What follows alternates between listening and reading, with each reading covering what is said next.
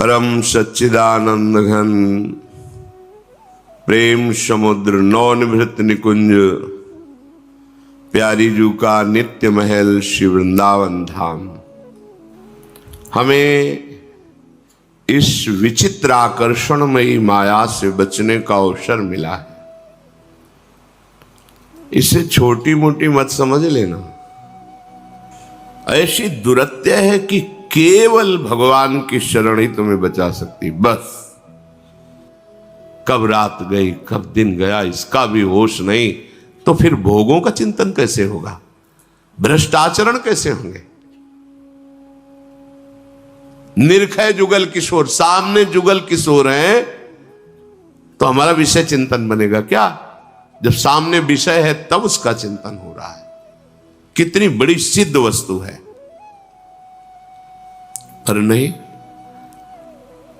हमें भूख ही नहीं है जुगल किशोर की, इस भयावह संसार से मुक्त होने की भूख ही नहीं। जब पूज्य श्री जयदेव जी का चरित्र पढ़ा तो प्रारंभ में नए तो हृदय जल गया। कहां थे भगवान जब ऐसे महापुरुष जो रात दिन भगवान के भजन में लगे हुए हैं। किसी ने दक्षिणा दी, जब देखा कि ठग है तो दे ही दिया अपनी तरफ से, फिर भी उन दुष्टों ने उनके हाथ पैर काट कर कुएं में डाल दिया। कान एक बार पूछा गुरुदेव भगवान से कि कुछ ऐसे चरित्र हैं जो सुनने के बाद हृदय हमारा जलता है और लगता है भगवान ऐसा क्यों किए, क्यों किए, क्या प्रारब्ध जब आपकी शरण में क्या। तो श्री जी की सेवा कर रहे थे महाराज जी, तो उनका देखो भजन करो और ये चिंतन छोड़ो। भगवान लीला बिहारी हैं, वो लीला करते रहते हैं अपने आप से अपने आप में। उनकी क्या लीला किस समय कैसे हो रही बड़े बड़े महात्मा नहीं जान पाए। बस भजन करो तुम, भजन, यही उत्तर मिला था हमें। बस भजन करो, बस शांति से भजन करो, ये चिंतन ही मत करो। हमें नहीं, बड़े बड़े महापुरुषों के चरित्रों को पढ़ने पर बड़े बड़ों को हुआ। ऐसा क्यों हुआ? अपने गुरु की रक्षा के लिए जा रहे हैं, दोनों आंखें निकाल ली गई दो महापुरुषों की। रामानुजाचार्य चरित्र में पढ़ा, आंखें निकाल ली गई। एक नास्तिक को भगवत मार्ग का अनुसरण करने के लिए कृपा कर दी। वो घर बुलाता है, उसकी पत्नी खोलता हुआ पानी पूरे शरीर में, पूरा शरीर जल गया। तुकाराम जी का पूरा विठ्ठल विठ्ठल विठ्ठल, बहुत ताप हो रहा है प्रभु, ऐसे वचन वाणी उनकी पड़ी, बहुत ताप हो रहा है प्रभु। ये क्या है? हम भगवान से पूछते थे क्या है, कई बार हृदय में उनसे, ये क्या है, क्या अपराध बकाया है इनका? एक श्वास भी तो खाली नहीं जाती आपसे, फिर ऐसा क्यों इन महापुरुषों को दुख, क्यों बाहरी प्रहार, क्यों बाहरी यातना इनको? इसका कोई उत्तर नहीं है सही माने में, क्योंकि वो अपने आप से अपने आप में खेलते रहते हैं। उनका हरि तेरी गति लख न परे, करी गोपाल की होए। वो क्या खेलते हैं कि सरस्वती की भी बुद्धि में नहीं आता। अपने लोग तो बहुत छोटे हैं। बस इन किन प्रकारें हम अपने चित्त को प्रभु में जोड़े, निर्णय मंगल में निकलेगा। वही तुकाराम जी सदैव विमान पर बैठकर खूब घंटानाद नाम कीर्तन की ध्वनि के बीच से भगवान के धाम, उसी देह से सदैव भगवान के धाम को गए। ये परमार्थ पथ है, ऐसा सोचा जाए कोई संकट ना आवे, विपत्ति ना आवे, नहीं। जब कोई ये विचार करता है कि हजारों को लेकर चलेंगे प्रभु के मार्ग में, तो टांग तोड़ती माया, टांग तोड़ देती है, उसको असहाय धूल धूसरित कर देती है। और वो भी भगवान के दास है, जैसे भी बनता है घसीट के ही सही पर पाला तक पहुंचाते हैं। पाला होता है ना बीच में। ये खेल है भगवान की माया का, और ऐसा खेल है कि है स्वप्नवत पर सत्य भास रहा है। निकल चलो इस खेल से, बढ़िया अवसर मिला है। आप ही हो, आप ही हो, अब बताओ आप ही हो। लो, मैं छल कर रहा हूं तुम्हारे साथ, कपट कर रहा हूं, तुम्हारी निंदा करूंगा, तुम्हें मारूंगा, तुम्हें दर दर के लिए भिखारी बना दो। अब बोलो मैं हूं हाँ हो, आप ही हो। मेरा विधान ठीक है, हाँ बहुत अच्छा है। जोई जोई प्यारो करे सोई मोई भावे। बोल अब, ये बहुत लीला बिहारी है, बहुत लीला बिहारी है। इसको खिलवाड़ मत समझो कि 2-4 माला अनुकूलता आ गई, जय हो। हाँ, कभी किसी से कहा था कि भक्ति जब रंग लाती है तो जीना मुश्किल कर देती है। कैसा जीना मिल, जहां जहां तुम्हारा राग ममता आसक्ति सब। तो उनका तो मुझे तो कई वर्ष से भक्ति कर रहा हूं, मुझे तो सब अनुकूलता ही अनुकूलता दिखाई दे रही। अभी रंग की बात है ना, थोड़ा रंग आने दीजिए।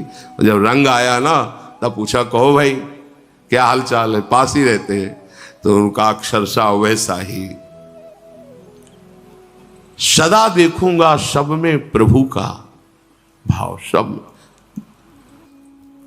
ये साल भर पढ़ाई की है, फेल होने जा रहा है, होश में आप ही हो, जय हो नाथ, जय हो नाथ, आपकी जय हो। ये है कैसे कैसे कर, बड़ा विचित्र खेल है भगवत प्राप्ति, बहुत विचित्र खेल। बस वचन पे चल जाओ तो पहुंच जाओगे। शरीर से, मन से, बाह्य से, हर जगह से वही। अब निकल निकल, जय हो आपकी। कदम आगे, कुछ नहीं है, ड्रामा है माया का, कुछ नहीं। दिव्य सच्चिदानंदमय देह, दिव्य सच्चिदानंदमय देश, दिव्य सच्चिदानंदमय आनंद आगे रखा हुआ है। पर अब एक कदम चलने लायक नहीं हो, कोई नहीं मानेगा। आप चल के दिखाओ बस। पूज्य बाबा, राधा बाबा ऐसे भाव, एक कदम नहीं चल पा रहे, गठिया रोग, भारी रोग। चलो, अनुष्ठान लिया त्रिपुर सुंदरी का, फिसल गए, टूट गए। औषधि नहीं लेते थे, अनुष्ठान नहीं बंद हुआ, सामने साक्षात वो विराजमान। ये थोड़ा सा तो यहां तो अनुष्ठान विषयों का चल रहा है, प्रभु का अनुष्ठान कहां है, मन में देखो ना। मांगा हुआ विषय नहीं मिला तो प्रभु के प्रति अश्रद्धा हो जाती है। ऐसा लगता है भगवान नहीं, मांगा हुआ विषय नहीं। निश्चय कर लो, हमें पास होना है, फेल नहीं होना है। हमारी पढ़ाई कच्ची नहीं है, सच्ची है। धन के द्वारा, तन के द्वारा, मन के द्वारा कभी किसी की हिंसा नहीं कराऊंगा। विचार करो, कैसा भी रूप रख के आओ मेरे सामने, कितना भी अपमानित करो, धोखा दो, कैसा भी, नाथ आप ही हो, दूसरा कोई नहीं। सोचो ऐसा। विरोध कहीं बाहर नहीं पैदा किया जाता, समीप ही का पैदा किया जाता है। ध्यान रखना, बाहर का विरोध तो कुछ नहीं, समीप वही आपके विरोध में होंगे। सदैव चलाया है। अब तुम्हारी परीक्षा है, तुम्हें अपनी साधुता पर खरे उतरना है। अगर तुम उतर गए तो लाखों को पार कर दोगे, क्योंकि तुम्हारी नाव में लाखों बैठे हैं। परुख वचन और व्यंग और निंदा। व्यंग वचन, भयावह वचन और निंदा, इन वचनों को सुनकर के मुझे अपने व्यवहार को नहीं बदल देना है। अपनी परीक्षा इस बात की है, हमारे साथ दुर्व्यवहार हो, उत्तर दुर्व्यवहार नहीं, सदव्यवहार है। वो कटु वचन, हमारा मधुर वचन। कपट का जाल, हमारा खुला व्यवहार। कहीं भी किसी भी तरह का उनका प्रभाव हमारे हृदय में ना पड़े, यही हमारी बात है। डरना नहीं, अपना जो दिनचर्या है उसको बदलना नहीं किसी भय से। अब श्री जी कल शरीर कर दे, आने ही न दे, मतलब आने लायक न ले जाए, वो बात अलग की है। कोई भय नहीं कि कौन क्या कैसा, नहीं, अपने मार्ग में सीधे लक्ष्य पे चलना। सब में अपने प्रभु का भाव रखकर अमृत में वचन बोलना, ये विराट भगवान का स्वरूप है। भाग करके रात्रि के 2:45 बजे रोड में खड़े कौन है? ये हमें दर्शन देने आते हैं। मेरे विराट भगवान है, विविध रूपों में आकर मुझे दुलार कर रहे हैं। मेरे प्रभु, मेरे स्वामी हैं, इनसे हम भय करें? कोई कुछ नहीं, कोई है नहीं। और उनको जब करना है तो मेरा कुछ है ही नहीं, कभी भी जैसा चाहो, तन मन प्राण सब आपको समर्पित है। जब जैसा चाहो, जैसा विधान, जैसा खेल, वो आपका। जब हमारी वृत्ति इस तरह की होगी तो भगवत साक्षात्कार करने के लिए पद्मासन नहीं लगाना पड़ेगा। चलते फिरते सबके हृदय मंदिर में वही अपना परम प्रीतम दिखाई देगा। पर ये इस जगह जो परीक्षा होती है अलग अलग कोटि है, ये बिल्कुल आखिरी परीक्षा होती है, इसे पार करना ही होता है। जिनके मस्तक पर लाखों मन फूल चढ़ा होगा, उड़िया बाबा, बड़ी अपार श्रद्धा है, साक्षात ब्रह्म, ऐसे ही पद्मासन में बैठे हुए सभा के बीच में गड़ासा चल रहा है, फव्वारे खून के, ओम ओम ओम शांत। क्या है भगवान का खेल। एक बार नाम ले तो पीछे डोलते हैं। ये तो ब्रह्म स्वरूप महापुरुष है। हरि तेरी गति लख न पड़े। यदि तुमने ठान लिया है कि इनका कल्याण करेंगे तो धज्जियां उड़ा देंगे।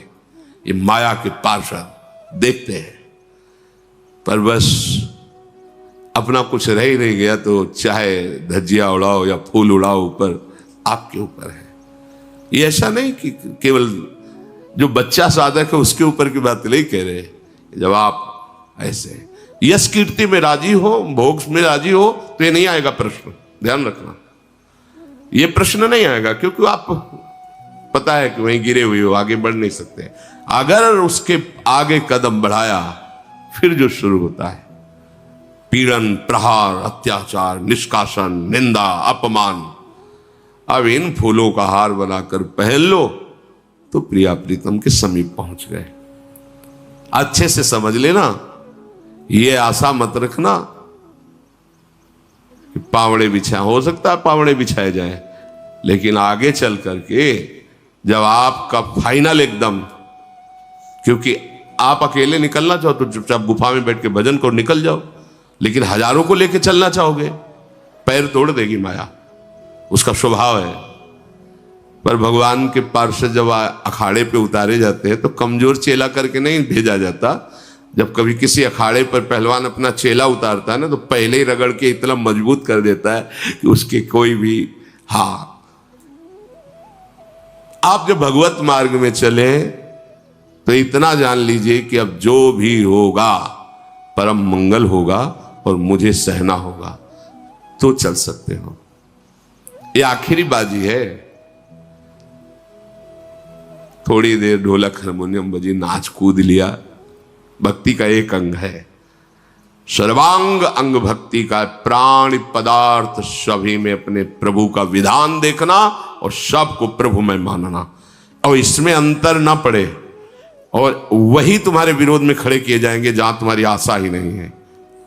ये आदमी ऐसा, हाँ क्यों, सब में वही बेटा, चाबी घुमा दी, अब चलो मेरे ही प्रभु हैं, उन्हीं का विधान है, चलो। कभी शिकायत करने का अवसर नहीं होना चाहिए अपने प्रभु से। नहीं, शिकायत करने के बहुत अवसर होते हैं। पहले ही इतनी अस्वस्थता दे दी, बैठने लायक भी नहीं रखा, और सेवा इतनी बढ़ाते चले जा रहे हो। पहले 2 लोग, 4 लोग, अब 4000 लोग, और फिर इतना, सब क्या है प्रभु तुम्हारा? ये विद्यार्थी का लक्षण नहीं है। तुम जिस पढ़ाई में चल रहे हो हर प्रश्न का उत्तर दीजिए। बोले भगवान परीक्षा क्यों लेते हैं? नहीं लेना चाहिए उनको। तो बने रहो कक्षा 5 में, फिर 6 में नहीं जाओगे। 6 में जाना है तो फार्म आएगा, और उसमें अलग अलग वो भी होते हैं कि तुम्हें टिक लगाना है, इसमें टिक लगाना है, ये हो सकता है कि ये हो सकता है कि ये हो सकता है। कैसे? तुम्हारा अपमान किया, जिसने तुम्हारा अपमान किया, पीटा, उसमें भगवत भाव करके उसका त्रिकाल में अमंगल न होने पावे, इसमें टिक लगाओ। बोले लगा दिया, बोले निकल जाओ। अगर उनको देख लोगे तो फिर प्रियालाल को नहीं देख पाओगे। आंख झुकाओ, तुम ही हो, तुम्हारा हर विधान स्वीकार है, कभी शिकायत नहीं करूंगा, कदम आगे। इतना तो धैर्यवान बनना ही पड़ेगा भगवत प्राप्ति करने के लिए, पक्का समझो। ये बहुत भ्रमण से बड़े बड़े महापुरुषों को देखा, वहां की सब बातें सुने। अपने लोग थोड़ी प्रश्न में भगवान को उलझना देने लगते हैं, भगवान कैसे क्या। कथा कर रहे हैं, भगवत यश गान करके सबका कल्याण हो। गदाधर भट्ट जी तो सब अनुकूल थोड़ी रहते। कल्याण सिंह जी बहुत श्रद्धा करके, अच्छा अब यहां सुनोगे तुम्हारा कपड़ा बदलने का मन करेगा, घर छोड़ने का मन करेगा, रात दिन भजन करने की भावना बनेगी, ब्रह्मचर्य रहने का, क्योंकि यही सतमार्ग का स्वरूप है। अब वो न तो पत्नी से बोलते, उसको लगा कि ये जो कथावाचक है इन्हीं के संग से हमारा तो जीवन ही लुट गया। वो बात ही नहीं करते थे ब्रह्मचर्य। अब उसने सोचा कि ठीक है तो हम इन्हीं को देखते हैं पहले जो उपदेश करते हैं। एक भिखारिन को भेजा, गर्भवती थी, इतनी स्वर्ण मुद्रा देंगे तुम सभा में जाके केवल। वो आई, वो कहा कि पहले तो खूब आते थे और जब ये आया तो आना ही बंद कर दिया, अब इसको कौन देखेगा। तो उनका बैठो आराम से, जिसने दिया है ना वही भरण पोषण करे, तो काहे को चिंता। कितने समर्थ महापुरुष हैं। अरे तुमने क्या कह दिया सभा में। इज्जत और बेइज्जत दोनों भगवत स्वरूप। अब दो विभाग हो गए श्रोताओं में, यार ऐसा तो कभी नहीं हो सकता। एक ने कहा हो भी सकता है भाई, नाटक चल रहा हो, ऐसा भी हो सकता है। और उनमें आपसही में बड़ी व्यथा हुई। गदाधर भट्ट जी को कुछ नहीं, वैसे भगवत चर्चा शुरू की। बैठो बाद में बात कर लेंगे, जिसने दिया वही पालन करे बस। एक बहुत ही श्रद्धावान और प्रवीण बुद्धि के थे कि गदाधर भट्ट जी जान न पाए, इशारे से बुलाया, पीछे सिंहासन से पीछे ले गए, चाकू रखते थे, निकाला। उस समय सत्य बोल तुझे किसने भेजा है। तो कहा कि कोई कल्याण सिंह है, इसमें कथा सुनने आते हैं, उनकी पत्नी ने इतनी मुद्राएं दी, ये कहा कि आपको ये बस बोल देना है। तो मैं तो भिखारी हूं, पैसे के लिए बोल दिया, हमें पैसा मिलेगा, हमारा काम चलेगा। बोल सभा में चल के यही बोल। फिर आग गदाधर भट्ट जी ऐसा मत डांटो। कल्याण सिंह ने जे ही सुना, हो तो राजपूत थे, पदाधिकारी थे, भागे कि मैं अभी उसको मारता हूं जाके, हमारे गुरु के प्रति ऐसा दोषारोप। वो गदाधर, यही सत्संग का फल है, तुमने सुना, यही सत्संग है। शांत शांत शांत। अपने कल्याण के लिए तुम अगर कमरे में बंद रहकर भजन करोगे तो ज्यादा विघ्न नहीं पड़ेगा। प्रश्न उत्तर आते। अगर किसी के कल्याण का ठेका लिया, धज्जियां उड़ा देगी माया, क्योंकि वो शाप को अपने अंडर में रखे हुए है। तो अब जैसे नाम कीर्तन, लीला गायन, शास्त्र सम्मत सिद्धांतों से चलना, तो इसमें इतना बलवान बनना पड़ेगा उपासक को कि जिस माथे पे फूल चढ़ते हैं उसी पे पादुका भी चल सकती है, जिस गले में हार उसमें फांसी भी लग सकती है, जहां सब प्रणाम वहां गालियां भी मिल सकती हैं। इतनी हिम्मत रख करके सत्संगी हो, अपने लोगों इतनी हिम्मत रख करके इस मार्ग में चलने। केवल फूलों की तरफ ही मत देखो, केवल प्रणाम की भी, तो इसके पीछे भी कुछ है। वो जब आएगा तो होश उड़ जाएगा। इसलिए इसको स्वीकार नहीं करोगे तो उसको स्वीकार करने की सामर्थ्य तुम्हारे हृदय में हर समय रहेगी। निकलना है, निकलना है, बस ठान लो, निकलना है इस भयावह संसार से, कोई अपना नहीं। महाप्रभु ऐसे नहीं लिख दिए, तुम्हारे सामने भोग आएंगे, तुम्हारे सामने सम्मान आएगा, तुम्हारे सामने प्रश्न खड़े होंगे, अपमान होगा, निंदा होगी। अपने मार्ग में चलते रहो, ये अंतिम जन्म बनाना है। अगर द्वेष कर लिया, झगड़ा कर लिया, कोई भी विरोधी क्रिया कर ली, तो आपने नए कर्म का निमंत्रण कर दिया, फिर इसका हिसाब देने के लिए आना पड़ेगा। आना न जाना तो लेना न देना। मालिक श्री जी पूरा ठीक से समर्पण। ये हम केवल विरक्तों के लिए नहीं कह रहे, सबके लिए कह रहे हैं। ये भगवत मार्ग है, इसको अच्छे से समझ लो, शांत भाव से। मृत्यु से बड़ा कोई दुख नहीं है, और वो आने वाली है। सबकी दिन तिथि तारीख निश्चित है, अपने को पता नहीं, इसलिए हर समय तैयार रहो। या न कोई दुश्मन है, ना कोई दोस्त है। अपना समय श्री जी में लगा दो, ये माया भेजेगी जिससे तुम्हारा श्री जी का चिंतन छूटे और उनका चिंतन हो, चाहे द्वेष में, चाहे राग में। ये नहीं होना चाहिए। गंभीरता पूर्वक चलो, निरंतर भजन परायण रहो, हमारा लक्ष्य केवल भगवत प्राप्ति है, ऐसा दृढ़ निश्चय रखो। मैं शपथ पूर्वक कहता हूं कि मेरे प्राणों की स्वामिनी श्री श्यामा जो है, किसी को जहां मन माने अपने मन को लगाओ, लेकिन मैं अपनी बात कहता हूं। अब कैसे श्यामा जी की ये निष्ठा आएगी? बड़े भाग्यशाली होंगे जिनको बात समझ में आएगी। अनंत शक्तियां छुपी हुई इस रज रानी में। अगर रज का तिलक है, रज शरीर में लगी हुई है, तो कह रहे वृंदावन प्रेम पंथ पहचानो, आ गया। निकुंज का मार्ग तुम्हारे हृदय में ही प्रकाशित कर देगी ये रज रानी। सारे दोषों को नष्ट कर देगी रज रानी। रजोगुण की सत्ता मिटा देगी ये रज रानी, और महारानी से मिला देगी ये रज रानी। बड़ी सामर्थ्य है वृंदावन की रज में। रज अनुरागी कैसे? हम भोजन के बिना तो जी सकते हैं, पानी के बिना भी कुछ दिन जी सकते हैं, लेकिन हम श्वास के बिना नहीं जी सकते, वायु के बिना नहीं जी सकते। ऐसे हम रज के बिना नहीं रह सकते, नहीं जी सकते। कहीं भी रहो, वृंदावन की रज तुम्हारे पास होनी चाहिए। जैसे आप चलते हो तो जेब में देखते हो पैसा है कि नहीं, नहीं होगा तो ना खान पान होगा, ना आपकी यात्रा हो पाएगी। सवारी के लिए, सबके लिए पैसा चाहिए।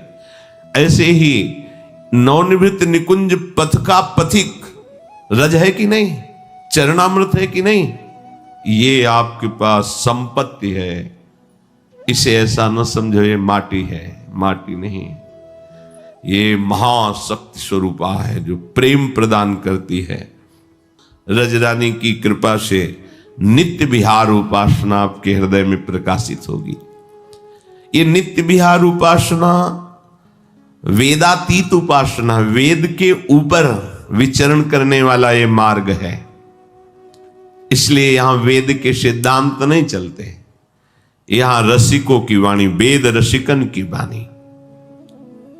कैसा सौभाग्य उदय हुआ कि हम गर्व से कह सकते हैं कि हम लाडली जी के। ये हमारी किसी साधना तपस्या का फल नहीं, केवल कृपा का फल है। वही बड़भागी जो नित्य विहार रस्सी श्यामा श्याम के इस अनुराग रस में पहुंचने का मार्ग मिल गया। मार्ग मिल गया, सब कुछ मिल गया। क्योंकि इस मार्ग में ऐसे सुभट रसिक महापुरुष चल रहे हैं जो आपको चलना नहीं पड़ेगा, धक्के से पहुंच जाओगे। जैसे एक पंक्ति लगी हो और बलवान जन के बीच में आप खड़े हो तो आप रुक नहीं सकते, रुकना भी चाहो तो नहीं रुक पाओगे। ऐसा पीछे से कि आप आगे पहुंच ही जाएंगे। यहां रसिकों का रेला है। ये जो वृंदावन है ये रसिकों की रसमयी भूमि है। यहां रसिकों का रेला है, और रेला में पीछे से ऐसा पावर, ऐसी शक्ति लगती है कि हम खड़े होकर के देखना भी चाहें तो देख नहीं सकते इधर उधर, सीधे प्रिया प्रीतम के पास पहुंचेंगे।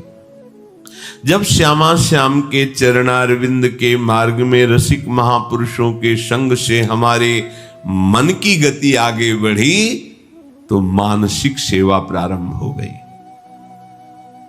बैठे ही बैठे प्रियालाल की दिव्य सेवा हो रही। उनकी मुस्कान, उनकी चितवन, उनकी वार्ता, उनकी लीला, उनकी चेष्टा, अपार सुख की उमगन। बाहर से शांत बैठा है, आनंद समुद्र हिलोरे मार रहा है।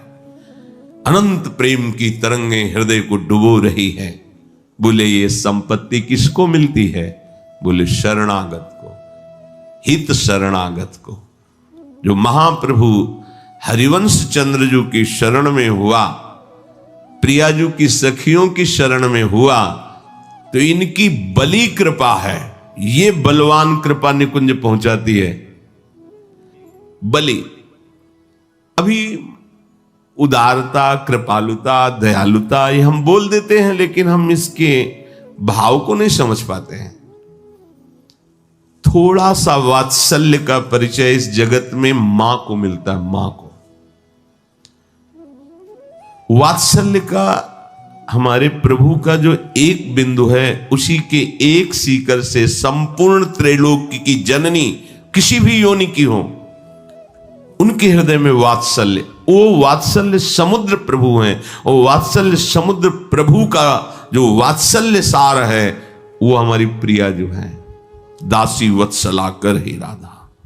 अभी वत्सलता का स्वरूप मां में देखने को इस सृष्टि में केवल मिलता है, ऐसा वात्सल्य दूसरी जगह नहीं है। अपने प्राणों को समर्पित करके अपने बच्चे को बचाने की चेष्टा करना हर मां में दिखाई देता है, हर मां में। वो जानती है कि सामने वाला बहुत बलवान है, वो मुझे मार डालेगा, लेकिन वो अपने मरने की परवाह ना करके अन्य योनियों की मां, छोटा बच्चा है, उसकी रक्षा के लिए वो उसे मार ही डालता है, वो अपनी मृत्यु स्वीकार कर लेती है, पर जीते जी अपने बच्चे को आंच नहीं आने देती।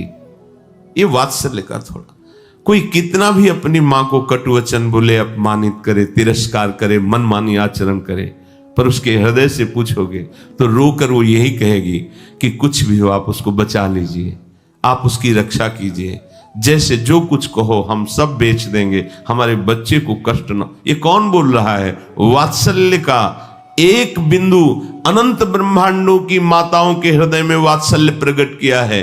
वो वात्सल्य समुद्र प्रभु हैं, और उस समुद्र का सार हमारी लाडली जो है। बिल्कुल विश्वास मानिए, अवगुण करे समुद्र सम, बस गणत ना अपनो जान। ये मेरी शरणागत है, ये मेरी सखी के शरणागत है, बस निहाल कर देंगी लाडली जू। लाडली जू की चितवन लालजू का आपके ऊपर बरस जाना होगा। लालजू का बरस जाना अर्थात समस्त कर्म बंधनों को छिन्न भिन्न करके एकमात्र महान प्रेम सुख का हृदय में प्राकट्य हो जाना। इसलिए अहोभाग्य ब्रजभूमि, उसमें भी वृंदावन धाम, उसमें भी महारसमयी उपासना युगल सरकार की। अब हमारी सारी की सारी ऊर्जा शक्ति प्रयास एक बात में हो कि लाडली जो आपने जो हेतु की कृपा की, आप कुछ भी हो जाए, एक सेकंड भी आपसे हम बिलग नहीं जाने देंगे। हंसो, खेलो, खाओ, पियो, सो, जागो, लेकिन लाडली लाल में सत्य मानना, ये माया का भ्रम प्रभु से दूर कर देता है, और भक्ति का प्रकाश प्रभु में समा देता है। रोम रोम में प्रियालाल, रोम रोम में उनका प्रेम स्फुरित हो जाता है। जीवन का परम ध्येय, परम लक्ष्य, ये महासुख श्री श्यामा श्याम के सानिध्य में जाना, यही विश्राम मिलेगा। नहीं भटकना पड़ेगा, लोक लोकांतर में अनंत योनियों में भटकना पड़ेगा, क्योंकि 84 लाख योनियों की भी कई योनियां हैं। एक जैसे सांप योनि, तो उसमें कई प्रकार के सांप, कई योनियां, कहां तक भोगेंगे, कितना भोगेंगे। अब अवसर मिल गया है मनुष्य शरीर से भजन करके प्रियालाल की प्राप्ति का। चलते हैं महाभागवत पांडवों के पावन चरित्र का कथन श्रवण करते हैं, जिसके कथन श्रवण से इस माया के आकर्षण का प्रभाव नष्ट हो जाता है, हृदय निर्मल होता है, और भगवान के चरणारविंद की दृढ़ता होती है। महाभागवतों के चरित्र से भक्ति का घनीभूत स्वरूप प्रकाशित होता है, और हमें सहने की सामर्थ्य मिलती कि हम क्या हैं इनके आगे। ये इतने बड़े महापुरुष भगवद अवतार स्वरूप होकर इतनी विपत्तियां सहते हैं, फिर भी इनकी निष्ठा और धर्म डगमगाती नहीं, और हम थोड़ी सी विपत्ति में अपने प्रभु को लांछन देने लगते हैं। हम तो आपका भजन करते हैं, साधना करते हैं, फिर ये विपत्ति क्यों, कष्ट क्यों? नहीं, बलवान बनना है तो इन्हीं महापुरुषों के चरित्रों से हमें बल मिलता है।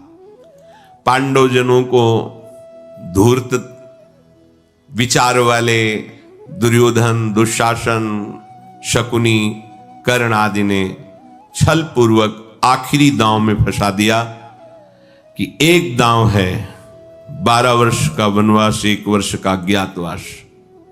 यदि आप जीत जाते हैं तो हम जाएंगे शकुनी के सहित, हम कौरव 12 वर्ष का वनवास, 1 वर्ष का ज्ञातवास। अगर आप हार जाते हैं तो आपको जाना पड़ेगा। महाराज धृतराष्ट्र का आदेश है कि आप खेलिए। उनको पता था कि ये धूर्तता में सिद्ध है शकुनी, उसके पासे सिद्ध थे बहुत। वो प्रमाण खुद कहता कि मेरे जैसा द्वित कीड़ा का विद्वान पूरे विश्व में कोई नहीं, और नहीं था। पाशा डाला, उसी के पक्ष में हुआ। 12 वर्ष का वनवास, 1 वर्ष का ज्ञातवास पांडवों को। पांडवों ने माता कुंती को विदुर जी के समीप उनके घर में रखा, द्रौपदी को साथ लिया, मृग चर्म धारण किया। पीछे चर्चा हो चुकी है। और हस्तिनापुर से बाहर हुए। समस्त नगरवासी जो हस्तिनापुर के थे, सब ये सुनकर कि पांडवों को वनवास हुआ है, एकत्रित हो गए। मार्ग में घेर लिया लाखों लोगों ने और रोना प्रारंभ किया। हस्तिनापुर में पापाचरण बढ़ रहा है। उसी में भीष्म, विदुर, द्रोण, कृपाचार्य ये सब हैं, पर कोई उस पापाचरण को रोक नहीं पाया। हमारा समस्त कुल, हमारा धर्म अब सुरक्षित नहीं है। जहां ऐसे धर्मात्मा धर्मराज को वनवास दिया जा रहा है, वहां हम नहीं रह सकते। जहां पापात्मा दुर्योधन, निर्लज्ज दुशासन, कपटी शकुनी ऐसे की सम्मति से राज्य शासन हो रहा है, वहां हमारी प्रजा कैसे सुरक्षित रह सकती है? पापियों के साथ रहने से पापियों की ही गति प्राप्त होती है। पापाचारियों का मित्र भाव स्वीकार करना जीवन को नरक में पहुंचाना है। हर चरित्र में शिक्षा है।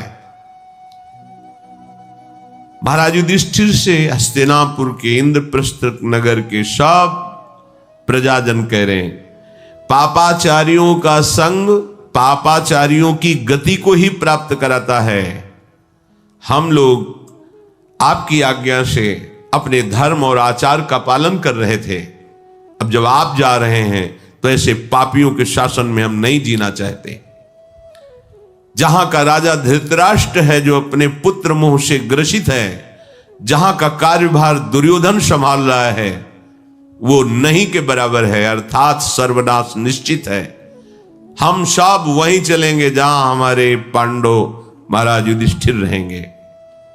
जितेंद्री, शत्रु विजयी, दयालु, धर्मात्मा, लज्जाशील, यशस्वी, सदाचारण परायण ऐसे को छोड़कर मैं इस हस्तिनापुर में नहीं रहना चाहता। सब पूर्ववासी पांडवों को घेर लिया और हाथ जोड़ करके बोले, आप लोगों का परम कल्याण हो। आप जैसी परिस्थिति में रहेंगे वैसे हम भी रहेंगे। हम आपको नहीं छोड़ सकते। पुण्यात्मा साधु पुरुषों का यदि संग किया जाए तो बिना साधना के ही परम पद की प्राप्ति हो जाती है। पापाचारियों का संग निश्चित दुर्गति, और यदि पुण्यात्मा साधु पुरुषों का संग किया जाए तो निश्चित परम कल्याण, परम पद की प्राप्ति हो जाती है। हमें बचा लो पापी जनों के संग से महाराज युधिष्ठिर। हम हस्तिनापुर में नहीं रहना चाहते। यदि पापाचारियों का दर्शन हो और उनका संभाषण हो और कहीं उनका स्पर्श प्राप्त हो जाए तो समस्त पुण्यों का नाश हो जाता है और बुद्धि भ्रष्ट हो जाती है। वो कैसे सुखी रह सकता है? नीच पुरुषों का संग करने से बुद्धि जैसी नष्ट होती है वैसी और किसी में नहीं। यदि मध्यम पुरुषों का संग किया जाए तो बुद्धि उन्नतिशील नहीं होती, पर अगर श्रेष्ठ पुरुषों का संग किया जाए तो उत्तरोत्तर बुद्धि बढ़ती हुई भगवान में स्थित हो जाती है। इसलिए हम आपसे प्रार्थना करते हैं कि आप जहां वनवास में रहेंगे वही हम रहेंगे। युधिष्ठिर जी ने हाथ जोड़ा और कहा, आपके विचार धर्म युक्त हैं। हम धन्य हैं कि हमारी ऐसी प्रजा है। आप प्रजावर्ग हमें इतना प्रेम करते हैं और इतना धर्म से प्रेम करते हैं। हमें बहुत सुख हुआ आपकी वाणी सुनकर, पर हम आपसे हाथ जोड़कर निवेदन करते हैं कि इस समय हम आपकी सेवा करने में असमर्थ हैं, हमारे ही खाने का ठिकाना नहीं, फिर हम आपको भोजन कहां से पवा पाएंगे। आप लौट जाइए, आप लोग बहुत दूर आ गए हैं। अगर आप मुझे अपना मानते हैं तो मैं अपनी शपथ दिला के कहता हूं कि आप वापस चले जाइए और इंतजार कीजिए। 13 वर्ष पूर्ण होने के बाद हम आपके दर्शन करेंगे और आपकी सेवा करेंगे। धर्मराज के द्वारा इस प्रकार शपथ पूर्वक अनुरोध किए जाने पर सब प्रजाजन हाहाकार करने लगे, हा महाराज, हम आपके बिना कैसे जीवित रहेंगे। किंतु महाराज युधिष्ठिर की आज्ञा टालने में कोई समर्थ नहीं था। सबने सिर उधार किया और पांडवों को दाहिने करते हुए नगर को वापस आ गए। पूर्ववासियों के लौट जाने पर पांडवगण गंगा जी का किनारा पकड़ा और फिर प्रमाण कोटि नामक महान वट के समीप गए। संध्या होते होते उस विशाल वन में वट वृक्ष के नीचे पहुंचकर पांडवों ने वहां सरोवर में आचमन आदि किया, जल पिया और फिर वहां रात व्यतीत की। दुख से पीड़ित हुए पांचों पांडव रात में केवल जल पीकर ही रहे। सहस्त्रों ब्रह्म ऋषि उनके साथ थे, जो पांडवों के प्रेम के कारण जब ये सुना कि पांडवों को वनवास हुआ है तो दूर दूर से हजारों ब्रह्म ऋषि पधारे। ये खास बात है। सुत दारा धन लक्ष्मी तो पापियों के घर होए। ये जो ऋषि जन आए ना, ये सबसे बड़ी बात है। साधु समागम, हरि कथा, तुलसी दुर्लभ दूर। महाराज युधिष्ठिर को क्या मिल रहा है? अलग अलग गुफाओं में, पहाड़ों में, वनों में जो तपस्या करने वाले ब्रह्म ऋषि जब सुना कि धर्मराज युधिष्ठिर को छल से जुए में हरा दिया गया और 12 वर्ष का वनवास, 1 वर्ष का अज्ञातवास, तो शास्त्रों जगह से ऋषि मुनि एकत्रित होकर महाराज युधिष्ठिर के संग चल दिए।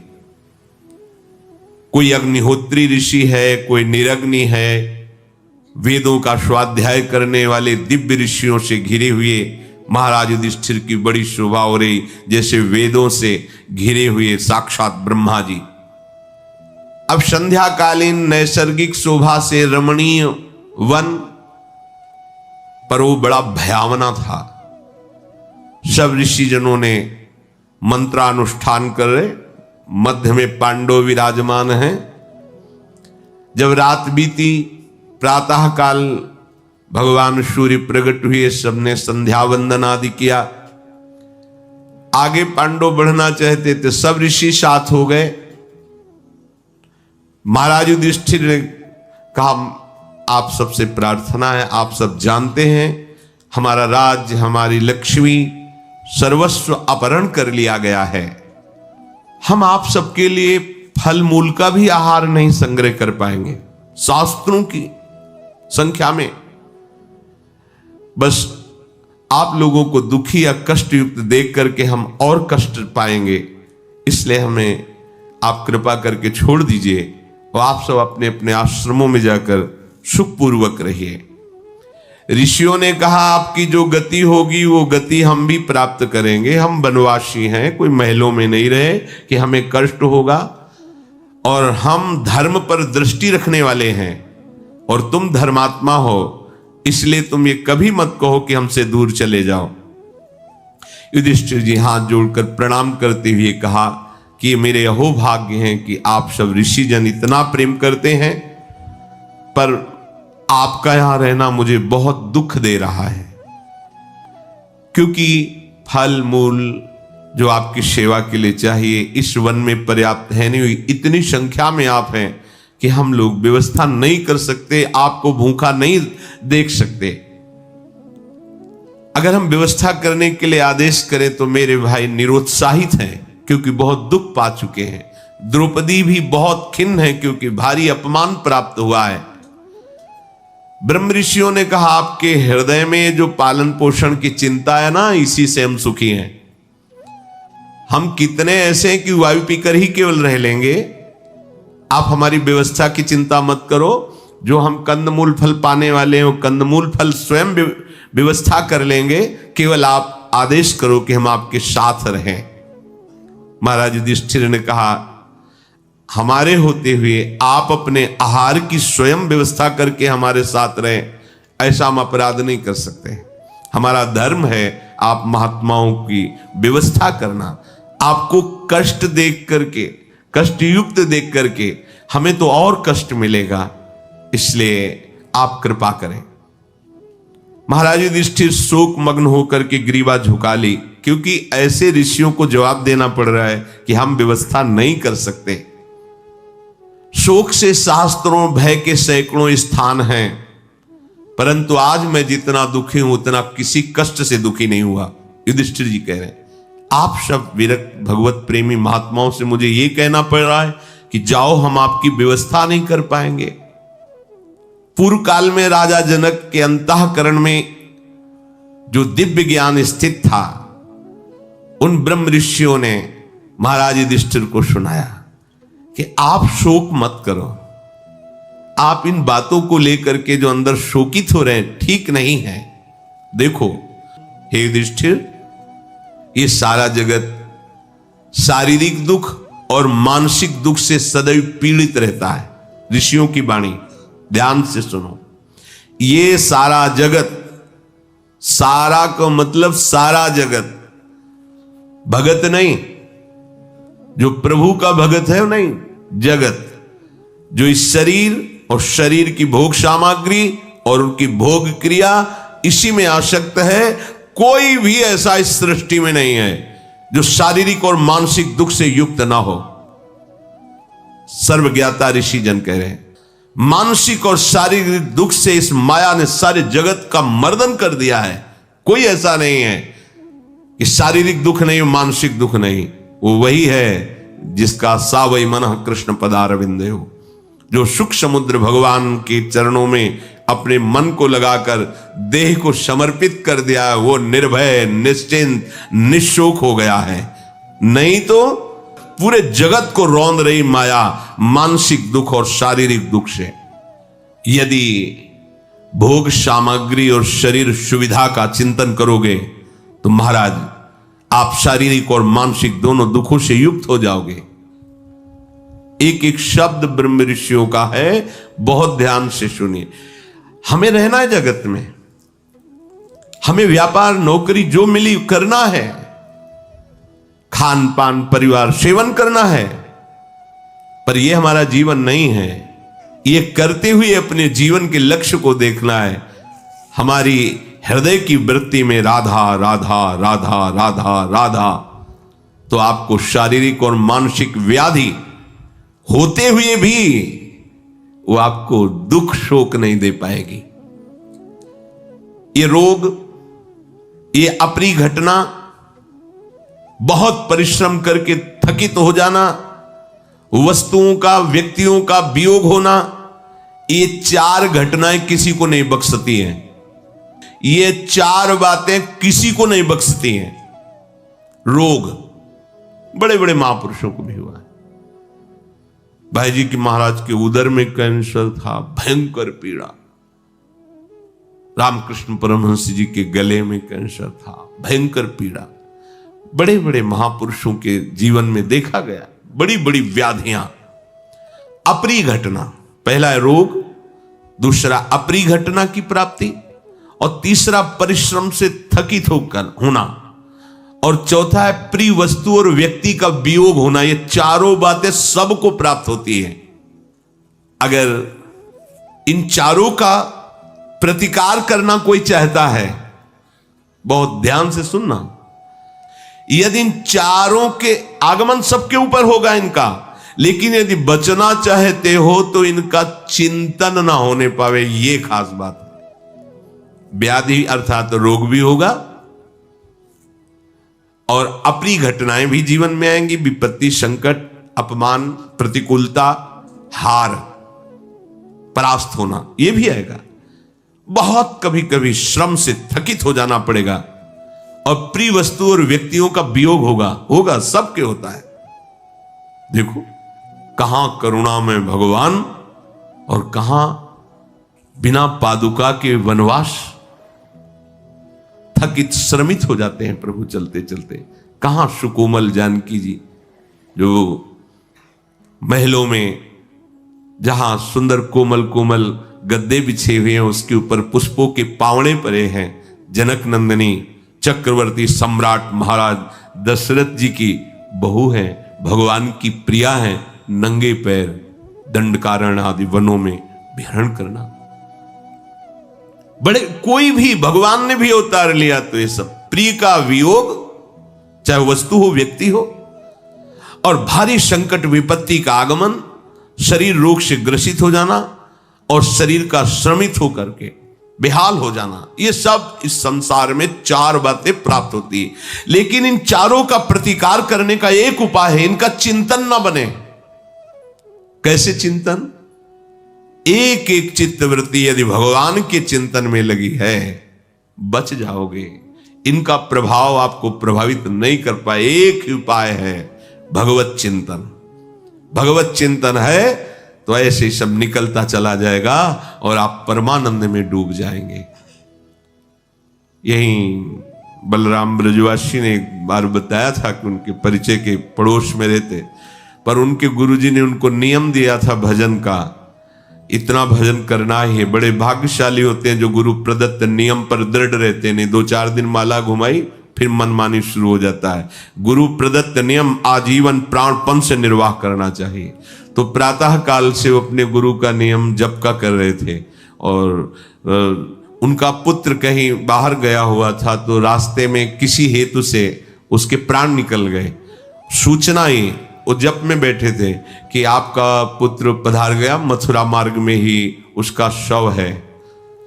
तो उन्होंने आचमन किया और कहा अगर आप कर सकते हो तो उसको उठा के लाइए और इस श्मशान तक ले जाइए, हमारा जब पूरा हो जाएगा तो हम आ जाएंगे। एकदम जैसे कोई बाहरी क्रिया हो, अच्छा पुत्र मर गया, महाराज छोड़ दिया, चल। चिंतन जो होना था जितने समय के लिए आया होता है, अब वो अपनी नियम निष्ठा पर, जिस श्रीवास के घर में कीर्तन हो रहा है, चुप, दोबारा आवाज नहीं, महाप्रभु कीर्तन कर रहे हैं, करने दो। जैसे नरसिंह मेहता का पुत्र, वो बोले बड़ी कृपा की गोविंद ने, अपनी वस्तु स्वीकार कर ली, अब और निर्विघ्न भजन होगा। कोई भी आधि व्याधि विपत्ति ये तभी प्रभाव करती जब हम उधर चिंतन करते हैं। इसलिए भगवान आदेश करते हैं अनन्यस चिंतयन्तो माम, मेरा केवल चिंतन करो। ये बड़ी खास बात है।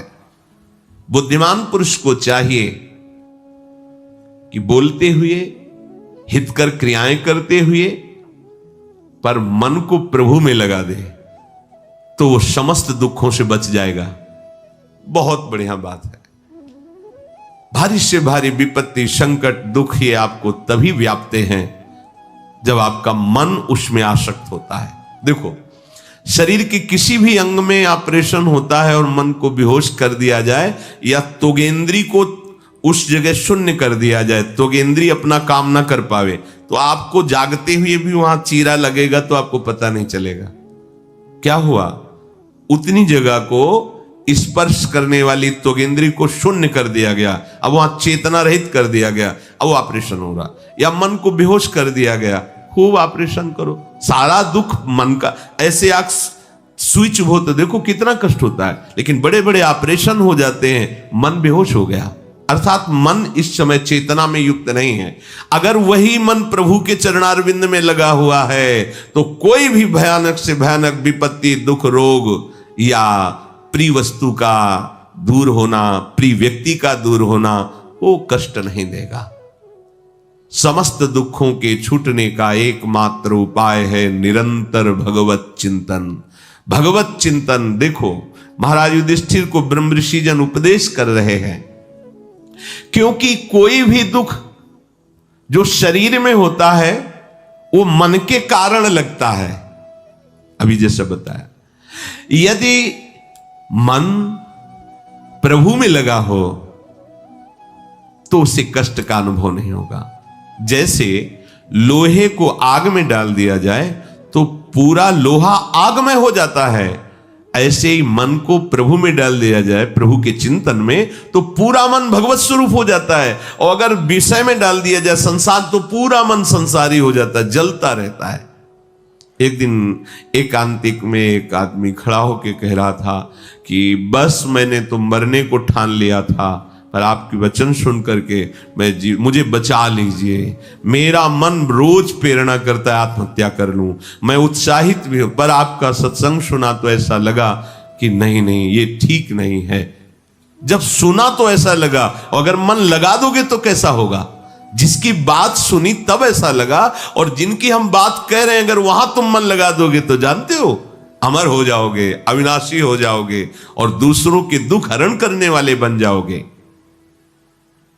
इसलिए जैसे प्रज्वलित अग्नि को शांत करने के लिए जल अधिक मात्रा में डाल दो, शांत हो जाएगी, ऐसे ही अधिक मात्रा में भजन करो। भजन जितना भजन करोगे उतने ही तुम्हारा हृदय शांत होता जाएगा।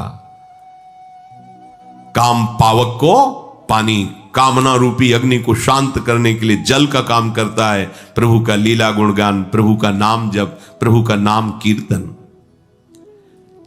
मन दुख चिंतन करता है तब शरीर का दुख हावी हो जाता है। इसलिए मन के दुख का मूल कारण है चिंतन। संसार की आसक्ति है चिंतन का कारण। शरीर दुख का मूल कारण मन, मन के दुख का मूल कारण उसका चिंतन, चिंतन के मूल कारण आसक्ति, स्नेह, संबंध। अभी कोई सूचना दे कि 10 लोग वहां अमुक देश में मारे गए, अब क्या मतलब, काहे को बातें, सत्संग चल रहा है ऐसी बात करते हो, लेकिन बता दे उसमें तुम्हारा अमुक रिश्तेदार था, अमुक पुत्र। अब नहीं सत्संग सुनाई देगा, क्योंकि स्नेह हमारा उससे, हमारी आसक्ति है, हमारा संबंध है। बड़ी सुंदर बात है। शरीर दुख का कारण मन, और मन दुख का कारण चिंतन, और चिंतन का मूल कारण स्नेह, आसक्ति, संबंध। अगर यही स्नेह, यही आसक्ति, यही संबंध प्रियालाल से हो जाए तो जड़ ही खत्म हो गई, दुख की जड़ खत्म हो गई। दुख की जड़ क्या है? स्नेह, आसक्ति, संबंध। और सुख की जड़ क्या है? स्नेह, संबंध, आसक्ति। यही जब संसार की तरफ लगी तो दुख का मूल हो गया, और यही जब प्रभु की तरफ लगी तो सुख का मूल हो गया। दुख का मूल कारण आसक्ति। इसी से हर्ष होता है। हमारे लड़के का ब्याह हो रहा है, हमको इतने रुपए मिल गए हैं, हमें अमुक पद मिल गया, हर्ष होता है। और हर्ष का प्रत्येक परिणाम, प्रत्येक हर्ष का परिणाम शोक, क्योंकि ये द्वंद्व है। जैसे रात और दिन, तो प्रत्येक रात्रि का परिणाम दिन है, प्रत्येक दिन का परिणाम रात्रि है, आएगी आएगी। ऐसे ही हर्षित मत हो। पद में, प्रतिष्ठा में, संपत्ति में, व्यक्ति में जो आपको प्राप्ति पर हर्ष होता है तो शोक भोगना पड़ेगा। इन सब की प्राप्ति आसक्ति के कारण होती है। आसक्ति में विषयों के प्रति इतनी प्रियता हो जाती है, व्यक्तियों के प्रति इतनी प्रियता हो जाती है कि ऐसा लगता है मैं इनके बिना जी नहीं सकता। यही सबसे बड़ी माया का बंधन है। बहुत सुंदर बात है। हमें किसी ने बांधा नहीं, हमने अपने आप को बंधा है। हम आपके बिना जी नहीं सकते, हम इस वस्तु के बिना नहीं जी सकते, आदि आदि। अरे अहो भाग्य है जब आप बोलो हम प्रियालाल के भजन के बिना नहीं जी सकते। ये कहां बोला जाता है? अब हम जी नहीं सकते प्रियाजू के बिना, अब हम वृंदावन के बिना जी नहीं सकते। अब कुछ भी हो जाए प्रियालाल का विस्मरण नहीं होने देंगे। जैसे खोखले में लगी हुई आग संपूर्ण वृक्ष को जलाकर भस्म कर देती है, इसी प्रकार हृदय में विषयों का चिंतन संपूर्ण जीवन को नष्ट कर देता है। बड़ी अमृतमयी बात। जैसे वृक्ष के खोखले में आग लग गई तो पूरा वृक्ष भस्म हो जाता है, ऐसे हृदय में, खोखला शब्द इसलिए कहा गया कि वो बीच में होता है, ऐसे ही हृदय में जब तुम विषय चिंतन करते हो, भगवत चिंतन बिल्कुल नहीं करते तो सर्वनाश हो जाता है। वो जलाकर राख कर देता है तुम्हारे सुकृतों के, तुम्हारे सुख को, शांति को। और सब इसी में लगे हैं, चाहते हैं सुख, शांति, आनंद, पर करते वही है जिससे आनंद नष्ट हो जाए, सुख नष्ट हो जाए, शांति नष्ट हो जाए। कैसी मूढ़ता छा गई है। विषयों के प्राप्त ना होने पर अपने को त्यागी कहना त्याग नहीं कहलाता। ब्रह्म ऋषि जन उपदेश कर रहे हैं युधिष्ठिर को। अब आपके पास वो विषय है ही नहीं और आप अपने को त्यागी कहते हैं तो त्याग नहीं है। जब विषयों की बाहुल्यता हो और उसके भोगने की इच्छा ना हो तो उसे त्याग कहते हैं, उसी को वैराग्य कहते हैं।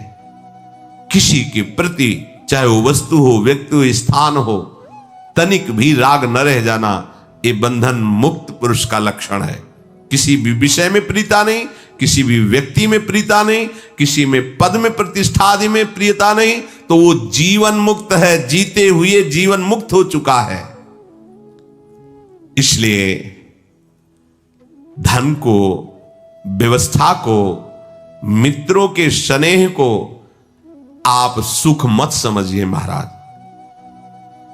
अपने शरीर में आसक्ति या दूसरे शरीर में आसक्ति, इस आसक्ति का ही नाश करना मनुष्य जीवन का परम कर्तव्य है। हम लोगों ने क्या पाल रखा है, जितनी आसक्ति बढ़ा लो उतने सुखी हो जाओगे। महापुरुष जन ने क्या अनुभव किया, इस शरीर की आसक्ति को और इस शरीर संबंधियों की आसक्ति को मिटाना इस मनुष्य जन्म का परम कर्तव्य है। आसक्ति मिट गई, मुरारी पादार्पित चित्तवृत्ति, परमानंद में निमग्न हो जाओगे। इस आसक्ति को मिटाने के लिए ज्ञानी महात्माओं का संग, योग युक्त आचरण, शास्त्र का स्वाध्याय और मन को कभी खाली न रहने देना। खाली रहने दोगे शैतान है, पटक देगा। एक शिष्य ने भूत सिद्ध किया, भूत बड़ा बलशाली हुआ आया, बोला काम बताओ, अमुक काम क्षण में कर देता। उसने कहा काम अगर नहीं बताओगे तो हम तुम्हें उठा पटक देंगे। और वो अपने गुरुजी के पास गए, बोले महाराज हमने भूत सिद्ध किया, और वो कहता है काम बताओ नहीं तो हम तुम्हें मार देंगे, पटक देंगे। और कितना जो काम बताओ क्षण में कराता है, बड़ा बलवान है। हाँ ठीक है, एक डंडा गाड़ो बांस से बल्ली और उससे को चढ़ो उतरो इसी में, जब और कोई काम होगा तो बता देंगे तुम्हारे पास यही काम है। ये मन भूत है और ये काम चाहता है, काम, और चाहे जिस काम में लगा दो चट्टे उससे उब जाता है, दूसरा नया चाहता है, नया भोग चाहता है। नहीं दोगे तो मार देगा तुम्हें, ऐसी व्यथा पैदा कर देगा। अब क्या करें, तो एक उपाय है, वो लंबी जो बल्ली सुदृढ़ है ना, वो भगवान के चरणारविंद, भगवान का नाम, चढ़ो तो इसमें राधा राधा राधा राधा। जब कोई काम होगा तो बता देंगे, चढ़ो इसमें राधा राधा राधा। ये भूत है, 5 भूतों का सहारा लेकर ये महाभूत जो है ना मन, ये सबकी दुर्गति कर रहा है और राह से कोई जान नहीं रहा है। अरे इसको काम में लगाओ, नहीं मार देगा तुम्हें। खाली मत रखो। कौन सा काम, राधा राधा राधा राधा। शरीर से चेष्टाएं करो और मन से भगवत चिंतन करते रहो। राग के वशीभूत होकर पुरुष जब आकृष्ट होकर काम भोग में उतरता है तो होता उसे महादुख है, पर वो तृष्णा के कारण उसे सुख समझता है, घृणित। धीरे धीरे उसमें सुख ना मिलने के कारण वो नए नए शरीरों की खोज करता है। ब्रह्म ऋषियों के वाक्य हैं, वैसे ही हो रहा है जैसा अनुभव में महापुरुष जन वर्णन करते हैं। अब वो पापिष्ठ पद प्राप्त करता है। पापिष्ठ, पापी, पवित्र संबंधों को भी दूषित कर देता है। उसके अंदर ये ज्ञान नहीं रह जाता। पशु, जैसे पशु को पता नहीं कि ये मां है कि ये बहन है कि ये क्या है, ऐसे ही पापिष्ठ पुरुष की बुद्धि इतनी निकृष्ट होती है कि पवित्र संबंधों को भी वो दूषित कर देता है। उसके द्वारा अब केवल अधर्म ही अधर्म होता है। वो अत्यंत भयंकर पाप बंधन में डालने वाला होता है। किसी ने प्रश्न किया था कि पाप और दुराचार करने वालों को भी पूजा पाठ करते देखा गया है, तो क्या उनको भगवान की प्राप्ति नहीं होगी? तो आप बिल्कुल ऐसा समझो, नौटंकी नाटक फिल्म में भी साधु का रोल करते देखा गया है, तो क्या वो जीवन मुक्त परमहंस हो जाएंगे? क्या नहीं देखा? बैठे हो पूरा स्वांग वही कर रहे साधु का, क्या उनको अध्यात्म की ऊंचाई पे चढ़ना होगा? क्या उनकी भूमिकाएं बदलेंगी? क्या वो निष्पाप होकर परब्रह्म को प्राप्त हो जाएंगे? क्या नहीं। क्यों? क्योंकि वो नाटक कर रहे हैं, नाटक। और आप भी नाटक देखने जा रहे हैं। नाटक, केवल नाटक। तुम जो कुछ नहीं सार, तो ऐसे ही तुम करो पापाचरण, उसके बाद सजाओ आरती सोने की और चढ़ाओ सोने का छत्र, और इसके बाद बोलो ओम जय जगदीश हरे। तो वो क्या हो रहा है? जैसे एक फिल्म के पर्दे पर नाटक हो रहा है, वैसे ही नाटक हो रहा है। उसे उपासना नहीं मानी जाएगी। उपासना उसे कहते हैं जो भगवान की आज्ञा के अनुसार चलता है। भगवान ने शास्त्रों में यही, वही मेरा सेवक है, वही मेरा प्रिय है, जो मेरा अनुशासन माने, मेरी आज्ञा के अनुसार। भगवान की आज्ञा का उल्लंघन करके पापाचरण करो, और उस पापाचरण से कमाए हुए धन से स्वर्ण का मंदिर बना लो, स्वर्ण का सिंहासन बना लो, और खूब वैभव विस्तार सेवा का करो। वो सेवा कैसी होगी हम नहीं कह रहे, भगवान कपिल देव जी कह रहे हैं। आप भागवत उठा के देख लीजिए। कह रहे हैं, हे माता, जो बाहर के प्राणियों से द्रोह करता है, अन्य को दुख पहुंचाता है, और मेरे श्री विग्रह की अच्छी अच्छी पदार्थों से सेवा करता है, उसकी सेवा शब्द देखो स्वांग मात्र है, जैसे राख में किया हुआ हवन। तो नाटक में स्वांग ही तो होता है, वो स्वांग ही है। उसे पूजा मत मान लेना। पूजा तभी होगी जब भगवान की आज्ञा के अनुसार तुम्हारा बाहरी व्यवहार में कैसी भी प्रतिकूलता अनुकूलता हो, परमार्थ के पथिक का ये दर्शन नहीं होता, ये दृष्टि नहीं होती कि बाहरी प्रतिकूलता या अनुकूलता क्या परिस्थिति है। वो हृदय की स्थिति को देखता है। सांसारिक व्यक्ति जो भोगों में अपनी बुद्धि को सुख मानकर रमण कर रहा है, वो हृदय की स्थिति को नहीं देखता, वो बाहरी परिस्थिति को देखता है। मान प्रतिष्ठा, धन संपत्ति, सुख भोग आदि।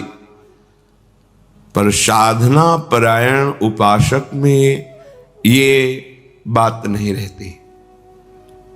उसके हृदय की स्थिति क्या है वो सदैव देखता रहता है। जो हृदय की स्थिति को देखता रहता है वही इस जीवन का लाभ ले सकता है, चाहे वो गृहस्थ हो या विरक्त हो। जो बाहर की परिस्थिति को देखता है और उसी में सुखी दुखी होता रहता है, वो तो समय नष्ट कर रहा है, जीवन व्यर्थ जा रहा है। क्योंकि माया ऐसी परिस्थितियों की रचना आपके पूर्व कर्म के अनुसार करती रहेगी, जिससे आप कभी प्रभु की तरफ नहीं चल पाएंगे। निश्चित इसका प्रभाव ही ऐसा है। घूम घूम करके ये बस शब्द स्पर्श रूप रस गंध राग द्वेष इसी में फंसाती रहती है। बड़ी कृपा है जो आपको हृदय की स्थिति बदलने का अवसर मिला है। अब बाहर की परिस्थिति के लिए प्रभु से प्रार्थना मत कीजिए। भजन की अनुकूलता हृदय की स्थिति से होती है, बाहर की परिस्थिति पर ध्यान मत दीजिए। अगर बाहर की परिस्थिति में आप ध्यान देंगे तो हृदय की स्थिति आप दृढ़ नहीं कर पाएंगे। हमारा लक्ष्य है संपूर्ण हृदय प्रियालाल के सुमिरन में मगन हो जाए। लोभी आदमी जैसे एक एक रुपया कमाता है, बचाता है, सुरक्षा